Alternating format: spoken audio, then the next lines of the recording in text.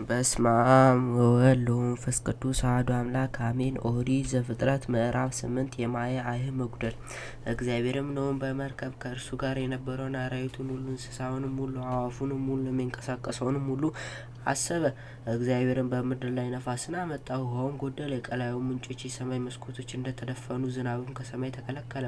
ውሃው ከምድር ላይ እያደር እየቀለለ ይሄድ ጀመር። ከ150 ቀንም በኋላ ውሃው ጎደለ። መርከቢቱም በሰባተኛው ወር ከወሩም በ27ኛው ቀን በአራራት ተራሮች ላይ ተቀመጠች። ውሃውም እስከ 10ኛው ወር ድረስ ይጎድል ነበር። በ11ኛው ቀን ከወሩም በመጀመሪያ ቀን የተራሮቹ ራሶች ተገለጹ። ከ40 ቀንም በኋላ ኖኅ የሰራውን የመርከቢቱን መስኮት ከፈተ። ከምድር ላይ ውሃው ጎድሎ እንደሆነ ያይ ዘንድ ቁራውን ላከው።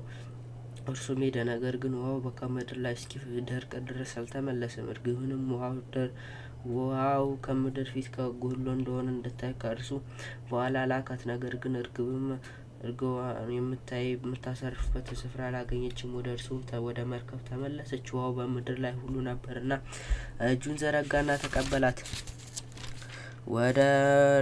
ወደ መርከብ ውስጥ አስገባት። ከዚያም በኋላ ደግሞ 7 ቀን ቆይቶ እርግብ እንደገና ከመርከብ ላካት። እርግብም በማታ ጊዜ ወደ እርሱ ተመለሰች። በአፏም እነሆ የለመለመ የወይራ ቅጠል ይዛ ነበር። ኖኅም ከምድር ውሃው እንደጎደለ አወቀ። ደግሞ 7 ቀን ቆይቶ እርግብን ላካት። ዳግመኛም ወደ እርሱ አልተመለሰችም።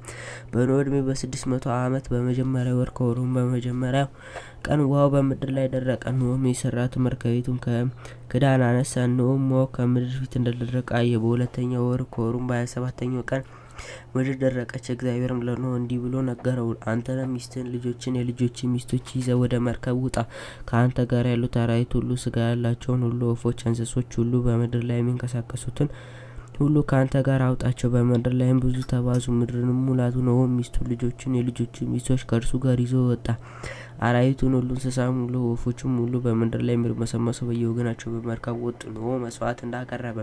ኖኅም ለእግዚአብሔር መሠዊያን ሠራ። ከንጹሕም እንስሳ ሁሉ ከንጹሐን ወፎች ሁሉ ወሰደ፣ በመሠዊያ ላይ መስዋዕትን አቀረበ። እግዚአብሔርም አምላክ መልካሙን መዓዛ አሸተተ። እግዚአብሔርም በልቡ አለ፣ በምድር ላይ ዳግመኛ ስለ ሰዎች ሥራ አልረግምም። በሰው ልብ ከታናሽነቱ ጀምሮ ክፋት ሁልጊዜ ይኖራል።